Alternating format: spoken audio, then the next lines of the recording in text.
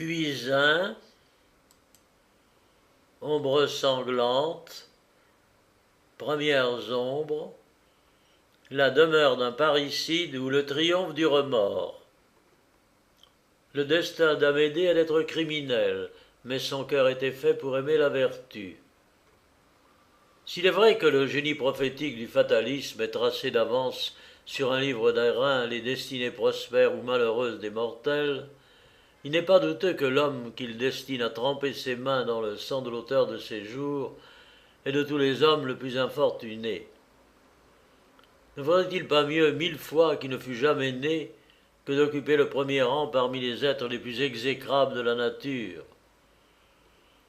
Solon, ce grand législateur de la Grèce, concevait une telle horreur de ce forfait que dans ses codes il ne voulut faire aucune loi pour le punir, persuadé qu'il n'était pas dans les crimes possibles.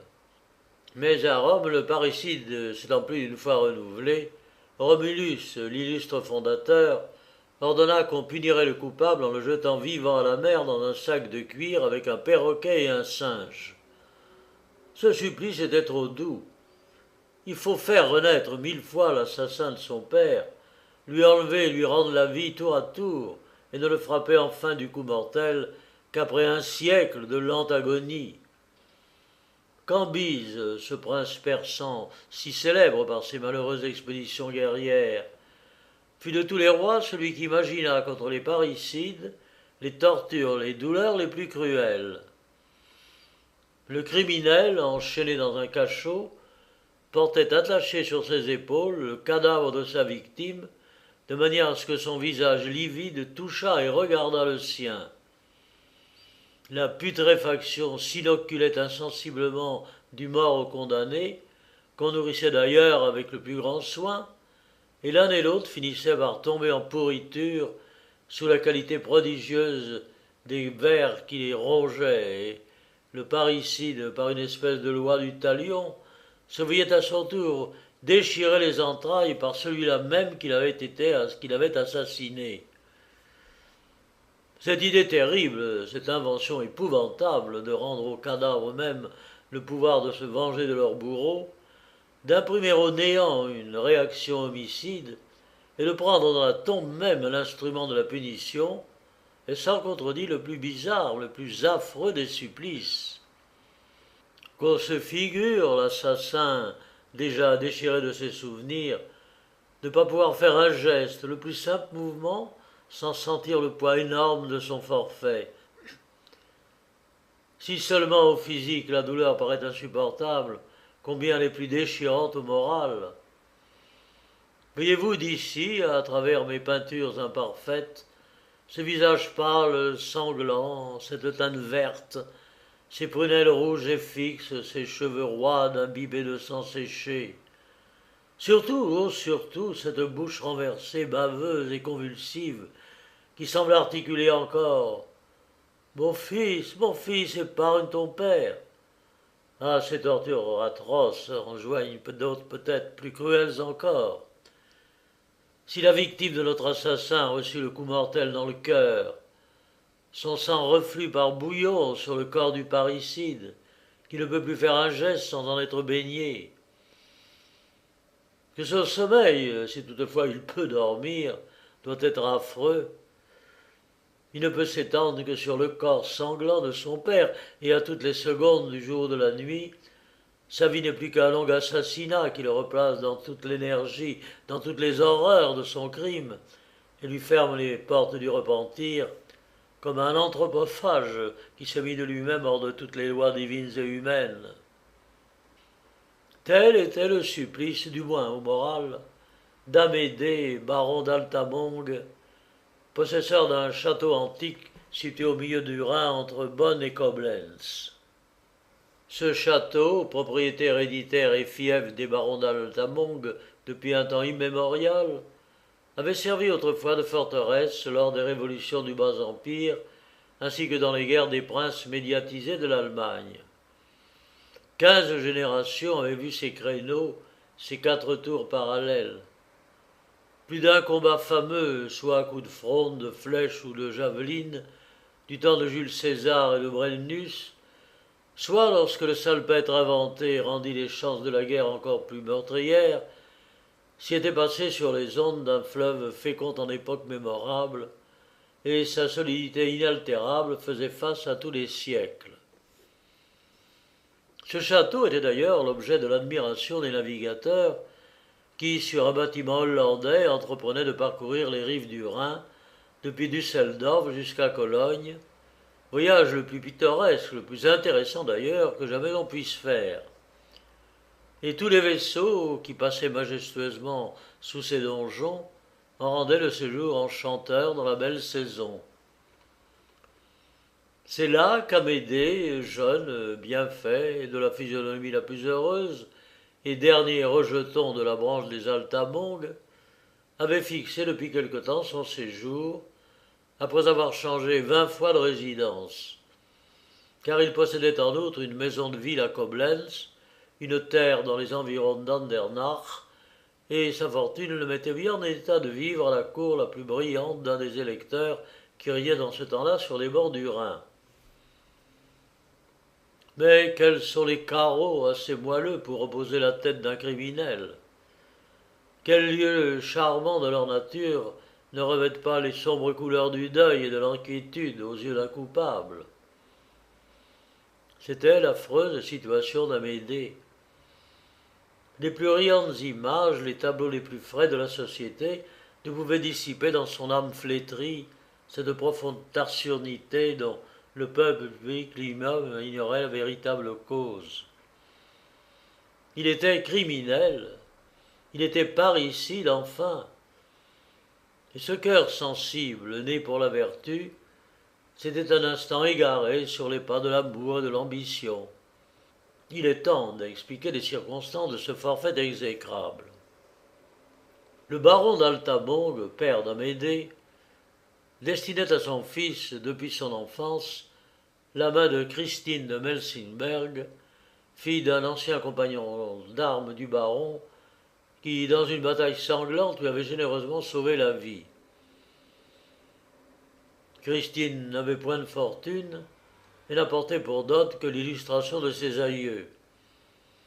Elle était donc destinée à être le gage de la reconnaissance du baron envers son libérateur.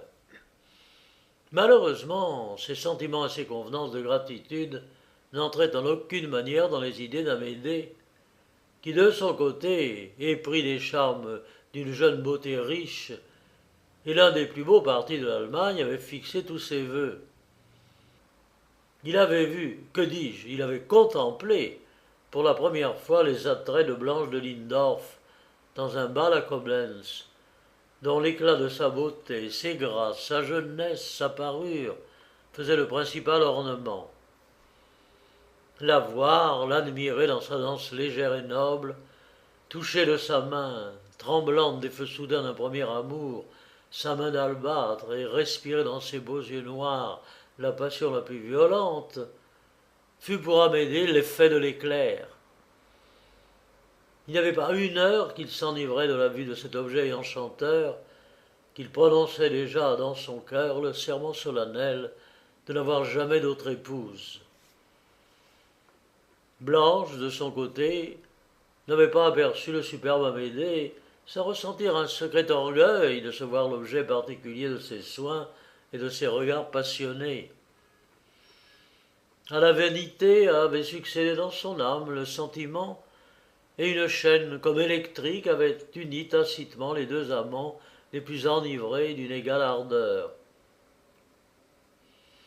Blanche, résistant par pudeur à ses propres penchants, avait dissimulé le plus longtemps possible sa défaite. Mais lorsqu'Amédée, dans d'autres entrevues ménagées, lui eut appris que son cœur avait été entièrement libre jusqu'au moment délicieux du bal, que jamais il n'avait senti pour telle femme que ce fût le pouvoir de l'amour avant qu'il eût aperçu son céleste visage, Blanche, voyant ses sentiments approuvés par ses propres devoirs, crut pouvoir s'abandonner sans réserve au charme d'une inclination qui lui présentait la plus heureuse perspective. D'un autre côté, persuadés l'un et l'autre, en leur qualité d'enfants uniques, que leurs parents ne pouvaient que sourire à cette union, ils se livrèrent entièrement à leur tendresse. Blanche n'y mettant d'autre borne que celle qu'elle devait à sa vertu et à sa réputation. Instant délicieux, prémisse d'amour, où deux jeunes cœurs s'abandonnent à la virginité, à la pureté de leurs sentiments. Vous êtes bien pour l'homme le suprême bonheur sur la terre. En effet, qui ne se rappelle avec transport, avec attendrissement, le premier baiser virginal de sa jeunesse, le moment divin où une bouche adorée vous balbutia, les yeux baissés, oui, je vous aime, ou plus heureuse encore, on serra dans ses bras, on pressa sur son sein le sein ému de sa maîtresse, et enfin, où l'on échangea, dans l'excès de son délire, les gages ordinaires de l'amour. Ces moments inappréciables avaient été connus, avaient été sentis par Amédée, par Blanche, sa fidèle et tendre amante. Portraits, cheveux, bagues, bracelets, écharpes brodées et chiffres amoureux avaient été échangés, troqués dans la plus touchante effusion de cœur, et l'amour avait fait, à l'insu des parents, les préparatifs charmants d'un hymen que ceux-ci ne voulaient pas approuver. Un soir, qu'Amédée, rentrant du cercle de l'électeur à Bonn, savourait encore le bonheur d'y avoir rencontré sa belle amie, qui en avait fait les délices en plaçant de la harpe et en y faisant admirer sa voix mélodieuse, et qu'il jouissait par avance des plaisirs d'une nuit qui allait la lui représenter dans 1000 songes délicieux, l'écuyer de son père vint le prier de passer dans son appartement avant de se mettre au lit. Cette conduite extraordinaire ne laissa pas de l'inquiéter et de lui donner des pressentiments désagréables. On sait combien les amants et les cœurs coupables sont superstitieux. Tout leur semble devoir révéler leurs secrets, tout leur semble devoir renverser l'édifice fragile de leurs amours. Le baron d'Altamont fit asseoir Amédée près de son fauteuil, et ouvrant une lettre cachetée en noir, il lui dit « Vous êtes hors d'âge, mon cher Amédée, de former une union. Vous êtes l'unique héritier de mes biens et de mon son. Et je ne doute pas, d'après les sentiments d'honneur que je vous connais, que vous en serez le digne soutien. Vous n'aurez pas manqué de remarquer le mérite de Christine de Melsimberg. Elle vous est destinée dès le berceau. Je dois la vie à son père, et pour preuve de mon éternelle reconnaissance, j'ai promis devant Dieu et l'honneur la main d'Amédée à sa fille. Elle est jeune, elle est belle, elle a de la naissance, et votre fortune réparera amplement les rigueurs de la sienne. Il est vrai, continua le baron d'Altamont, que je n'aurais pas cru vous confier sitôt le projet de cette alliance, mais la nouvelle de la mort du baron de Melsimberg, que je reçois d'un instant, hâte mes desseins, auxquels je suis d'ailleurs persuadé d'avance que vous donnerez les mains en fils respectueux. La foudre serait tombée en éclats aux pieds de notre infortuné héros, qu'elle ne l'aurait pas plus anéanti. D'un caractère franc, vif et sensible, incapable de feindre, Amédée ne répondit d'abord que par un sombre silence. Ses yeux voilés de ses longues paupières ne laissaient pas encore lire ce qui se passait dans son âme. Mais quand le baron, impatient et piqué de ses doutes, lui ordonna de s'expliquer clairement, Amédée ne dissimula point que son cœur était depuis longtemps engagé. Qu'il est vrai que s'il eût été plus tôt averti, il se serait bien gardé d'accueillir une passion qui pouvait porter atteinte aux volontés de son père, mais que son destin l'avait autrement disposé. Changeant alors de ton et d'attitude, Amédée déclara hautement, avec toute l'énergie de l'amour contrarié, qu'il n'aurait jamais d'autre femme que Blanche de Lindorf. À ce nom funeste pour le baron, son sang s'alluma. Il devint furieux. C'était la fille de son plus cruel ennemi, celui qui, près du prince électeur, l'avait indignement calomnié. N'écoutant donc que sa colère, il chassa de sa présence son malheureux fils et lui ordonna de changer de sentiment ou de n'espérer d'autre héritage que la malédiction paternelle. Ainsi, plus d'amour, plus d'hymen. Le songe s'évanouit comme un nuage brillant fondu par une violente tempête. Tous ces apprêts de bonheur que l'amour élève sur le lit nuptial, qu'il se plaît à éterniser dans ses premières illusions, et dont l'imagination passionnée d'Amédée s'était fait le plus riant tableau, s'écroulaient comme des jonchets légers, et un long avenir de douleur remplaçait l'idée de la possession de la plus aimable des femmes. Quelle nuit en comparaison de celle que notre malheureux amant se proposait de passer. Il faut se rappeler toutes les tribulations d'amour qu'on a souffertes soi-même pour s'en faire une plus juste idée. Ah, que la nuit alors, jointe à la solitude, de l'homme délaissé nourrit l'inquiétude. L'absence des objets rend ses mots plus présents. Rien n'en distrait son cœur, son esprit ni ses sens. Exhalant en soupirs sa tristesse farouche, de sa longue insomnie il tourmente sa couche. Il se roule, il se lasse à chercher le repos. Tout son sang embrasé précipite ses flots, jusqu'à l'heure où l'aurore humide de rosée apporte un peu de calme à son âme apaisée, et chassant de la nuit les funèbres vapeurs, rend et le jour au monde, et l'espérance au cœur.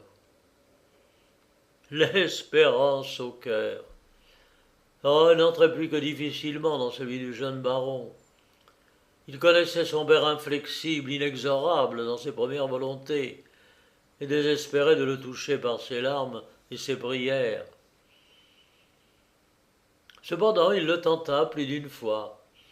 Il se prosterna même aux genoux du baron, les arrosa de ses larmes, lui représenta dans les termes les plus pathétiques le désespoir de son amante, le soin de sa renommée qui pourrait souffrir de ses liaisons. Et surtout, mais surtout, il peignit en traits de feu son respect, son amour, sa reconnaissance éternelle pour son père, s'il daignait sourire à une union dont dépendait la félicité de toute sa vie. Christine de Melsenberg, ajouta-t-il avec un entraînement passionné, n'a pas de fortune. Eh bien, nous lui ferons un sordide de sa naissance. Le baron de Lindorf vous a noirci dans l'esprit d'un lecteur. Eh bien, Blanche vous promet par ma bouche, par l'organe de ma tendresse filiale, de vous réconcilier avec le prince, de vous faire rentrer en grâce à sa cour et de vous y rendre plus puissant que jamais sous ses auspices. Le baron, plus irrité que touché de ces propositions d'accommodement, déclara de nouveau avec fureur qu'il préférerait la mort à la médiation honteuse d'une femme en pareille circonstance, et qu'il considérait son fils comme son plus cruel ennemi s'il persistait dans ses projets. Et c'est à ce degré de mésintelligence qu'ils se séparèrent tous deux. Cependant, l'amour, toujours ingénieux à se ménager des consolations, avait suggéré à nos deux amants l'idée de se correspondre par de fréquents messages qui, jour et nuit, échangeaient de nouveaux serments de fidélité à toute épreuve. Aucune puissance humaine, s'écrivait-il avec exaltation, ne peut nous séparer, et la mort même ne ferait que nous réunir dans la même tombe. Mais le baron d'Altamont avait des soupçons sur cette correspondance, et pour la rompre aussitôt, il ordonna à son fils de se dire prêt à partir avec lui le jour même pour son château situé au milieu du Rhin, château nous avons déjà fait la description romantique. Le ciel parut signaler les apprêts de ce funeste voyage par les présages les plus sinistres. Un ouragan affreux se déchaîna contre la nature, engloutit de nombreux vaisseaux sur le fleuve, ou les brisa sur des écueils, incendia des villages, et partout les éléments se couvrirent de crêpes funèbres. Le tonnerre même tomba en éclats aux pieds des chevaux de la voiture du baron, comme pour les forcer de renoncer à une entreprise fatale. Amédée, paisible devant tout ce bouleversement, y puisait même un certain charme. La douleur aime quelquefois s'associer à des spectacles douloureux, et le chagrin mortel qu'il ressentait en s'éloignant de sa chair blanche lui faisait trouver un secret plaisir dans le danger. 1000 fois il prenait en lui-même la résolution de s'affranchir bientôt de l'autorité paternelle. Mais ce respect filial, qui jusqu'alors ne s'était jamais démenti, condamnait ses coupables pensées et lui faisait préférer le tâcher de toucher le corps Baron par ses tendres supplications plutôt que de déroger un seul instant à ses sentiments respectueux. Mon père m'aime au fond de l'âme, se disait-il. Moi-même, je l'adore, je suis son enfant unique. Il n'est pas possible que lorsque la première effervescence de ses ressentiments sera passée, il persiste dans ses cruels desseins. Et c'est par ce consolant monologue que le jeune baron adoucit les blessures de son amour et versa sur elle le baume de l'espérance. Prodigue de soins et d'attention envers son père pendant tout le voyage, il s'appliqua particulièrement à dissiper sur son front sourcilleux ces nuages sombres, si affligeants pour l'œil d'un fils qui y lit de cruels reproches, et il eut quelquefois le bonheur d'y faire briller quelques éclairs de sérénité. Mais, il faut le dire, il ne se les devait qu'à l'espoir que concevait le farouche baron d'Altamont qu'Amédée fléchirait docilement sous le joug de l'hymen projeté. Il ne souriait qu'à ce prix. Enfin, on arrive au bord du Rhin, sur la rive gauche. Un pont volant transporte l'équipage, et chacun prend possession des appartements que les domestiques, avertis d'avance par l'intendant de l'hôtel à Bonn, avaient préparés au château. Les premiers jours se passèrent dans un silence étudié de part et d'autre, dans des rapports froids, plutôt de politesse que de véritable affection. On s'observait, et chacun paraissait attendre le moment favorable de tenter le succès qu'il se promettait de ses secrets desseins.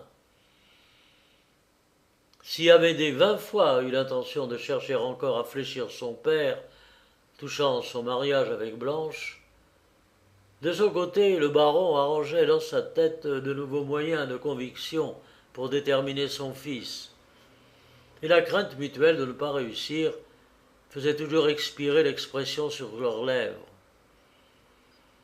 Cet état de choses était douloureux, pénible. Le baron, le premier, y mit fin en disant un soir à son fils qu'il ne doutait pas maintenant que de salutaires réflexions auraient indubitablement opéré une heureuse révolution dans ses sentiments, et qu'incessamment il pourrait sans doute le serrer dans ses bras, comme un fils soumis, qui ne voulait pas faire descendre au tombeau son malheureux père. Amédée se sentait percé d'un trait plus cruel par la douceur avec laquelle le baron le traita, que s'il eût éprouvé sa dureté ordinaire. Cependant le bonheur de Blanche et le sien lui étaient trop chers pour céder à ces nouvelles insinuations. Sa figure muette n'apprit donc que trop clairement que sa conscience était inébranlable. Dès ce moment, le baron, renonçant aux moyens que suggère la patience, ne songea plus qu'à déployer toute son autorité. Il appela donc un chapelain près de lui, fit venir Christine sous la conduite de son intendant, et ne pensa qu'à obtenir de la violence ce qu'on refusait à ses ordres. Dès ce moment aussi, Amédée, outré de tant de tyrannie, ne vit plus dans ce père, naguère adoré, naguère chéri, qu'un despote insensé, esclave d'un vain engagement, ou plutôt de son orgueil, et prit la ferme résolution de résister de tout son pouvoir à son despotisme. Hélas, plût à Dieu que ces semences de haine mutuelle n'aient pas poussé de plus profondes racines, que ces sentiments d'amour filial, changés en aversion du côté d'Amédée, ne se fussent pas aliénés au point nous n'osons achever. La nature nous refuse des pinceaux, aucun motif ne peut pallier l'horreur d'un parricide. Aussi nous nous garderons bien de l'entreprendre. Au contraire, nous chercherons des couleurs de sang.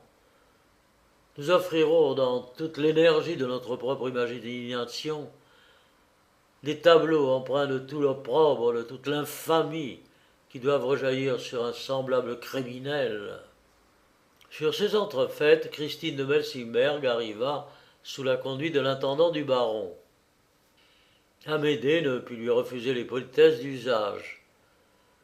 Mais elles furent si froides que dans une pareille situation elle ne pouvait être considérée par une femme que comme un sanglant affront. Le baron d'Altamont n'en persista pas moins avec opiniâtreté dans son projet, et pour le faire appuyer, il sollicita de l'électeur l'ordre de faire enfermer son fils s'il refusait d'exécuter ses ordres. Et par une double manœuvre, effet du crédit qu'il avait repris dans l'esprit du prince, il fit exiler à 100 lieues de là l'infortunée Blanche comme calomniatrice, ainsi qu'ayant voulu semer la division dans une famille respectable en séduisant avec projet le fils du baron d'Altamont. Amédée, ayant été instruit de ces nouvelles persécutions par un marin parti dans un léger esquif de la ligne droite du Rhin, et qui lui avait rapporté mystérieusement une lettre de Blanche dans laquelle elle lui apprenait qu'elle avait su se dérober à temps à la tyrannie de ses ennemis et était en sûreté avec son père dans un bourg peu éloigné, Amédée, dis-je, ne se contentant plus dans sa rage, prononce l'affreux serment de se venger. Sur qui, grand Dieu? Sur son père. C'est donc le sang d'un père qui va expier les chagrins de l'amour. Ce Dieu a produit bien des désastres, bien des malheurs, mais en est-il un plus grand que le fratricide? Et l'amour même ne brise-t-il pas ses flèches, ne s'enveloppe-t-il pas de caresses épais quand il voit ses autels souillés d'un sang aussi précieux? Pendant que le fleuve majestueux prête ses ondes officieuses à la correspondance nocturne des deux amants, qui se jurent de s'adorer toujours et que le batelier, largement récompensé et dans la confidence, dépose leur brûlante missive dans un des créneaux près du pont-levis, le baron d'Altamont combine en silence avec son chapelain les moyens de forcer son fils à l'union qui sourit seul à son opiniâtreté et à son orgueil. La chapelle du château, lui dit-il, peut parfaitement nous servir. Mes gens me sont dévoués et m'aideront au besoin de toute leur force pour arracher le oui, principal sceau de l'alliance, et le temps achèvera de consacrer les liens faits sous des auspices un peu rigoureux. Croirait-on que Christine de Melsimberg, sans pudeur pour ce qu'elle devait à son sexe, était de ces secrets conciliabules? Mais à quelles inconvenances ne conduit pas la jalousie d'une rivale? Christine avait en horreur le seul nom de Blanche, et la seule pensée de se voir enlever, par cette beauté trop dangereuse, l'époux qu'on lui destinait dès le berceau, la portait aux plus grands emportements. Toutes les ruses, la violence même lui parurent donc justifiées du moment qu'il s'agissait de remporter sur cette odieuse concurrente. Malheureusement pour elle, l'amour ne se gagne pas par des menaces et de la tyrannie. C'est un enfant délicat qui n'aime que les liens de fleurs, encore ce qu'il s'est choisi lui-même, qu'il faut aduler sur un lit de roses, et qui fuit aussitôt épouvanté si l'on prononce devant lui le nom de maître.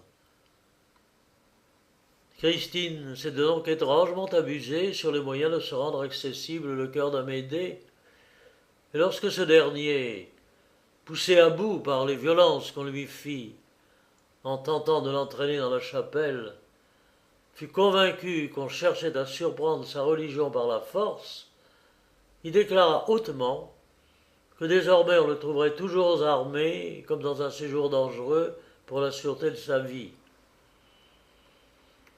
Dans cette extrémité, il eut souvent l'idée de fuir, de rejoindre son amante, mais il craignait de compromettre sa réputation, aussi chère que son honneur.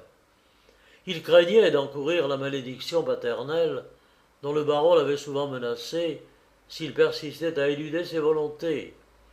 Après de mûres réflexions et de nouveaux avis de Blanche, il affecta donc de s'humaniser avec l'idée de prendre Christine pour épouse. Il mit dans ses manières et ses rapports avec elle moins de rudesse et de froideur, et par ce nouveau stratagème trompa son père sur ses véritables intentions. Le baron, charmé de cet heureux changement, s'excusa même auprès d'Amédée et des moyens inconvenants qu'on avait employés pour l'obliger à cette alliance. Il la rejeta l'odieux sur le chapelain qui seul les avait conseillés, et son renvoi fut le premier résultat de la dissimulation de notre héros. Il lui restait à se défaire de la présence de Christine. Une fête qui se donna à Bonn servit de prétexte pour retourner à la ville et la laisser auprès de sa mère. Les convenances ne seront-elles pas observées avec beaucoup plus de justesse et de délicatesse dans la personne de ma future épouse, fit observer Amédée à son père, car le public me verra rendre des soins à une distance respectueuse à celle qui doit porter mon nom. Tout ne portera pas, comme avant, les témoignages d'une sourde contrainte, et l'autorité paternelle ainsi que mes propres inclinations y gagneront sous tous les rapports. Mais le baron, séduit par ses sophismes, accueillit ce plan, puisqu'il flattait sa fatale chimère. Amédée faisait donc du château à Bonn de fréquentes absences, dont sa prétendue tendresse naissante pour Christine était le voile, mais dont Blanche, incessamment sur la rive droite, recueillait tout le prix, en recevant chaque fois dans ses bras, à la faveur d'un flambeau tutélaire, le fidèle Amédée qui, nouveau Léandre, venait dans une barque cueillir sur les lèvres de son amante le prix de sa constance et de son adresse. Tous étaient heureux au moyen de ce piège adroit. Christine croyait, dans son aveuglement, avoir triomphé de sa rivale. Le baron d'Altamont s'enorgueillissait de se voir enfin obéi. Et Blanche et Amédée, sous l'épais rideau de cette feinte, se livraient aux délices d'une passion dont il se serait bien gardé d'ailleurs de pénétrer l'avenir inquiétant. Et ce bonheur ne pouvait pas être de longue durée. Ce fut encore le baron qui le rompit, en faisant acheter à Coblentz les présents de noces et en faisant dire une dernière fois à son fils que rien ne pouvant plus mettre obstacle au bonheur de ses vieux jours, il ne lui restait plus qu'à aller complimenter Christine en qualité de son épouse. Voilà, continua-t-il, en lui remettant une somme considérable en or. Voilà de quoi faire l'achat des prieries dont vous parlez ces attraits. Je vous en laisse le choix et la disposition, persuadé que, présentées par vos mains, elles auront encore plus de prix. Amédée prit l'or, mais voyant l'inflexibilité de son père, se convainquant que le temps, la ruse ni la douceur ne le feraient renoncer à ses premiers projets, Amédée, l'infortuné Amédée, accueille aussitôt dans son cœur l'idée la plus horrible que l'enfer puisse y faire naître, et ne consultant que sa vengeance et l'égoïsme de sa passion, ce ne sont pas les diamants qu'il se propose d'achever à Coblentz, ce ne sont pas les couronnes et la parure de l'hymen dont il va repaître son imagination. Qu'est-ce donc? C'est un poignard, c'est un affreux poignard qu'un juif, plus affreux peut-être, lui vend assez au prix pour l'avoir acquis lui-même par brocantage d'un fameux brigand de la forêt noire.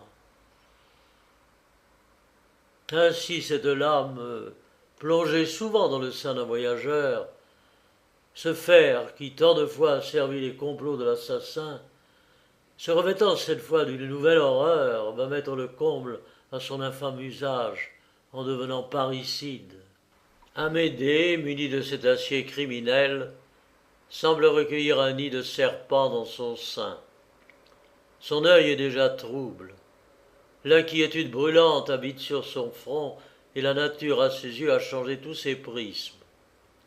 Le spectacle de la campagne n'est plus qu'un effroyable fantôme.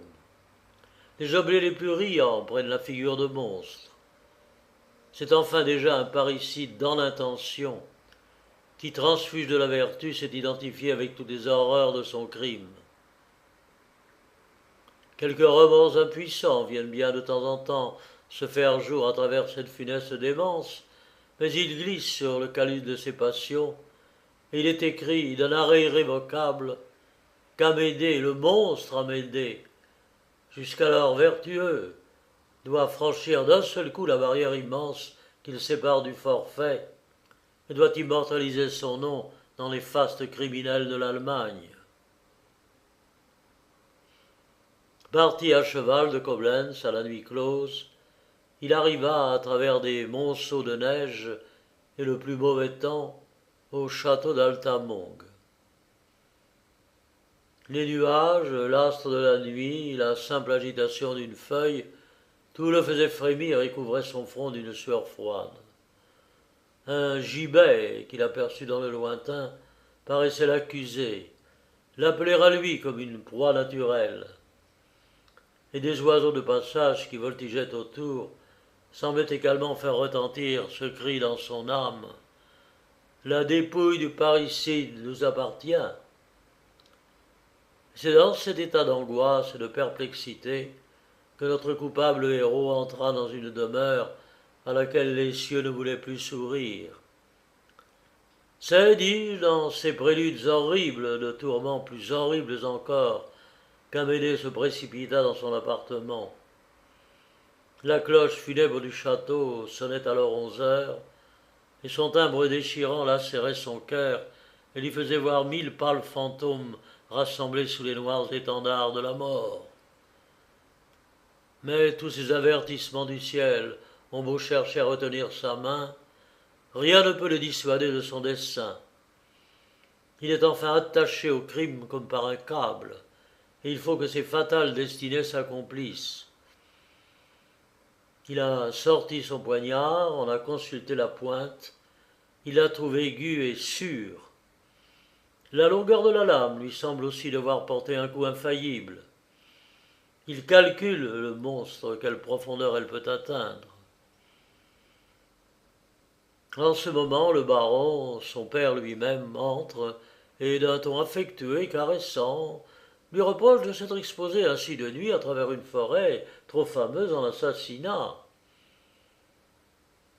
Amédée a donc à peine le temps de cacher son poignard dans son sein, et la promptitude de son mouvement fait qu'il se porte une légère blessure. Mais, dissimulant le mieux possible son trouble, il improvise une fable assez ingénieuse sur le présent déjà fait à sa future, rapporte ses prétendues expressions d'amour et de reconnaissance, et le baron Altamont, complètement trompé, se retire en emportant la plus gracieuse image de l'avenir. Amédée le reconduit respectueusement jusque dans son appartement, et ayant ordonné qu'on se desservît le souper, ne se sentant, dit-il, aucun appétit, il profita droitement des allées et venues des domestiques et coupe les cordons de sonnette qui pendaient près du chevet du lit du baron. Le lecteur en verra par la suite le cruel motif. Puis, baissant respectueusement la main de son père, qui cette fois lui donne lui-même les plus tendres baisers et le serre affectueusement dans ses bras, il ne se retire qu'après avoir remarqué soigneusement les plus petites particularités des localités de l'appartement. Le baron, après s'être prosterné quelques minutes au prie-dieu qui était dans son alcôve, se couche en se félicitant des dispositions favorables du sort pour sa famille. Tout est donc enseveli au château dans un profond sommeil. La chambre de l'écuyer n'est pas, il est vrai, éloignée de celle du baron d'Altamont, mais c'est un homme âgé et lent qui ne gênera pas longtemps. Une lampe en cuivre brûle suspendue au plafond. Sa lueur, toute faible qu'elle est, peut gêner. Amédée s'est déjà muni d'un morceau de drap noir à l'effet de l'éteindre en la couvrant. Notre parricide a donc tout prévu pour se perdre, et la vertu ne prendrait pas plus de soin pour une belle action. Le baron étant dans l'usage de laisser la clé à la porte de son appartement, il était facile d'y pénétrer de nuit. Gardé par le voisinage de son fils, pouvait-il croire jamais qu'il perdrait la vie des mains de celui à qui il l'avait donnée? Il était déjà 1 heure du matin et le fleuve, agité par les vents précurseurs d'un orage, battait avec violence de ses flots les murs des tourelles. Des rideaux épais de nuages, descendus presque au niveau des vagues, semblaient vouloir couvrir d'un voile impénétrable la demeure du parricide et dérober son forfait au reste des humains. Les seules lumières qu'ils y laissaient pénétrer ne provenaient que des sillons de la foudre qui, après un bourdonnement sourd, venait secouer brusquement son éclat livide. Toute la nature ne devait-elle pas être en deuil aux funérailles d'un père égorgé par son propre fils? C'est dans cet appareil épouvantable des éléments en fureur qu'Amédée prend son poignard à la main le chemin de l'appartement du baron. C'est, guidé par les éclairs, trop souvent les guides du forfait, qu'il y entre. Le visage enveloppé d'un masque, il marche. Il s'élance d'abord vers la lampe qui l'étouffe, ensuite vers le baron qui sommeille, et lui porte dans le cœur un coup parricide dont le ciel en courroux marque sa réprobation en faisant en même temps tomber le tonnerre dans l'appartement. Le baron, percé en plusieurs endroits d'un fer mortel, balbutie quelques mots d'une voix expirante, et ces mots sont « Amédée, Amédée, mon cher fils, préserve ton père des coups d'un assassin !» En se débattant au milieu des flots de sang qui s'élancent de ses blessures, l'infortuné avait cherché à se jeter sur les cordons de ses sonnettes, mais la précaution qu'avait prise Amédée de les couper très haut l'avait privé de ce secours. Pour assurer son impunité, l'assassin place aux fenêtres du balcon une échelle de corde, enlève lui-même une grande quantité d'or et de bijoux, afin de laisser présumer que l'attentat a été commis de dehors, et jetant son poignard dans le fleuve avec son masque liés ensemble, il pense ainsi avoir anéanti toutes les preuves matérielles de son parricide. L'écuyer accourt au gémissement qu'il a entendu. Amédée, de son côté, feignant de sortir de sa chambre, porte sur sa figure tous les signes de la plus vive crainte sur les jours de son père. On apporte de la lumière, et le corps sanglant du baron d'Altamont ne prouve que trop qu'il est tombé victime sous les coups d'un assassin. Amédée, poursuivant son rôle affreux, feint de découvrir le premier les échelles de corde, les coffres-forts brisés. Le perfide a l'impudeur de se précipiter dans une barque avec le dessein simulé de poursuivre les meurtriers. Mais le monstre, ce n'est qu'effectivement que pour laver dans le fleuve les taches de sang dont ses mains sont encore souillées. Ne se démentant pas dans cette comédie atroce, il a encore l'audace, le lendemain, d'aller se jeter aux pieds du prince et de le supplier de poursuivre de toute sa puissance les assassins de son père, dont l'ombre encore sanglante venait déjà chaque nuit épouvanter ses songes et appuyer sur ses lèvres tremblantes la première blessure portée au cœur. Plus de repos, que dis-je? La vie du parricide est le foyer de l'enfer même, placé dans le cœur d'un mortel. Le crime a déjà découvert, sous son œil épouvanté, un voile de tristesse et d'horreur étendu sur l'immense avenir. La sombre mélancolie des forfaits est descendue dans l'âme d'Amédée, et l'amour flétri sous l'opprobre peut à peine s'y réveiller un sentiment. En vin blanc s'est accourue à l'affreuse nouvelle de cet épouvantable assassinat. En vain elle presse son amant, elle le conjure de mettre un terme à de si grandes douleurs et de vivre du moins pour elle. Amédée, toujours en proie à la démence de son crime, la méconnaît souvent elle-même, et dans l'excès de ses souffrances, est prête à se trahir 1000 fois en laissant triompher ses remords. Des obsèques magnifiques avaient été faites au baron, et les enquêtes les plus rigoureuses sur le délit avaient également eu lieu par les soins du ministère public. Mais elles n'avaient encore rien produit quand Christine de Melsenberg, instruite dans la suite par des redites des stratagèmes qui avaient été employés par les deux amants pour la tromper, ainsi que le baron, soupçonna la vérité, et seulement éclairé des lumières de sa jalousie, entreprit tout pour la découvrir. D'abord, elle avait pris à son service, pour le questionner sur les plus petits détails, un domestique trop clairvoyant qu'Amédée avait chassé de son service. Ce dernier, qui ne dormait pas dans la nuit de l'assassinat, avait vu des choses étranges, entre autres les cordons de sonnette dans les effets de son maître. Ces indices étaient effrayants, mais il n'était pas encore de pleine conviction, quand un pêcheur, ayant tendu un matin ses filets au pied des murailles du château, retira au milieu de ses raies le masque et le poignard que le parricide y avait jetés.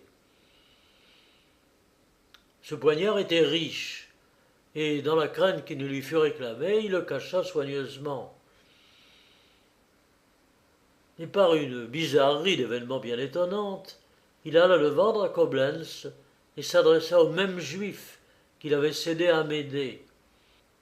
Mais au moment où le marché est à peine conclu, l'infâme israélite, poursuivi depuis quelque temps pour certains délits d'usure, est arrêté, fouillé, lui et le domestique, et dans les développements du procès, le poignard maintes fois placé au premier rang des preuves matérielles donne lieu aux interrogatoires et aux éclaircissements les plus curieux, qui enfin conduisent en dernière analyse et font remonter les juges à l'assassinat du baron d'Altamont. Le bruit en parvient même aux oreilles d'Amédée, qui frissonne, qui frémit à cette affreuse nouvelle. Et depuis longtemps incapable de supporter les regards de sa maîtresse, déchiré de remords, c'était jusqu'en son propre sein chercher un vengeur. Une sueur froide couvre son corps. Il se roule, il appelle la mort. Il veut s'élancer au-delà des barrières de la vie, et au milieu de cette agonie affreuse, il avoue, en vomissant des caillots de sang, qu'il n'est que trop vrai, qu'il est l'assassin de son père. À cet horrible aveu, Blanche, qui ne sent que trop qu'elle a contribué, quoique involontairement, à l'exécution de ce crime, cherche avec son père à calmer les remords de son amant. « Votre douleur, cher Amédée, lui dit-elle, vous fait prendre le change. Vous vous accusez innocent pour que votre sang apaise le sang irrité de votre père. Au nom de Dieu, au nom de votre amour, recueillez vos esprits. » Pour toute réponse, Amédée la regardait d'un œil hagard, renversé. Il lui montre dans une pantomime affreuse que le poignard homicide le blessa le premier, et que ce même poignard, pièce irréfragable, se trouvait déjà dans les mains du juif dont il était sorti. Blanche, malgré ses preuves déchirantes, cherchait encore à se faire illusion. Mais le remords avait triomphé et tous les gens du château avaient entendu cette étonnante confession. De son côté, Christine de Melsenberg suivait à la trace dans la procédure criminelle instruite contre le juif les indices qui accréditaient déjà ses violents soupçons. L'espoir de répandre une flétrissure ineffaçable sur la réputation de la rivale qu'elle abhorrait, de faire tomber sur l'échafaud la tête de l'amant qui avait méprisé sa personne et sa jeunesse, en avait fait une véritable Hermione. Et dans ces scènes sanglantes, l'amour, foyer trop commun des plus terribles passions, ne marchait plus qu'à la lueur des torches de l'envie et de la vengeance. Avec les aveux d'Amédée, les juges ne pouvaient tarder à obtenir une pleine conviction. Le parricide fut confronté avec le juif. Le pêcheur déclara l'endroit où il avait trouvé le poignard et le masque. Et de toutes parts, Thémis, inexorable, élevait le billot sur lequel devait tomber la tête de cet affreux homicide. des États assemblés ordonnèrent que, vu l'énormité du forfait, l'exécution aurait lieu là où il avait été commis, c'est-à-dire au château du Rhin et dans l'appartement même du baron d'Altamont. Le sang du plus grand des criminels fuma donc dans ce lieu d'horreur, où le sang de l'innocent était également répandu.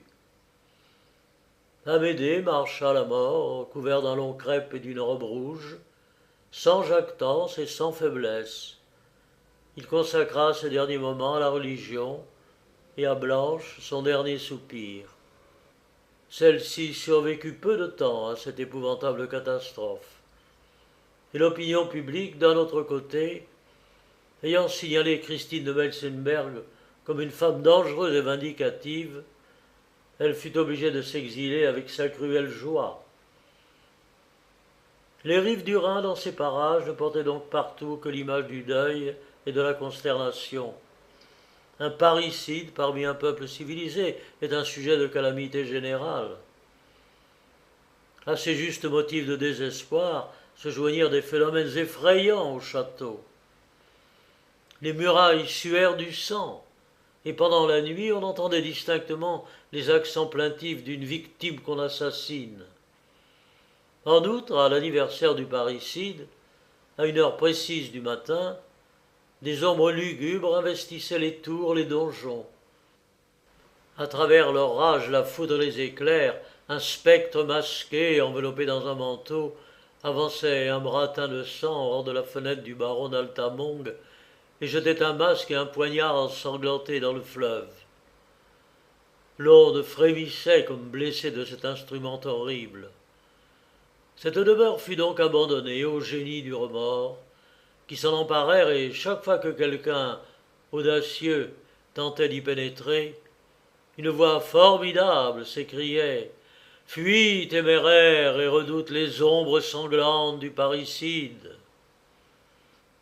Les peuples des deux rives furent longtemps consternés de l'aspect de tous ces prodiges, et le gouvernement même se proposait de faire détruire ce château de funeste mémoire, quand, à un nouvel anniversaire du meurtre, au moment où le spectre masqué jette son poignard dans le Rhin, un coup de tonnerre terrible s'était fait entendre. Il abîma sous les ondes la demeure maudite et laissa à sa place une île de saules pleureurs et de cyprès, du sein desquels s'élevait un mausolée magnifique au mâne de l'infortuné baron d'Altamont. On y allait en pèlerinage, et on y vint même de très loin jeter des fleurs sur cette tombe sacrée.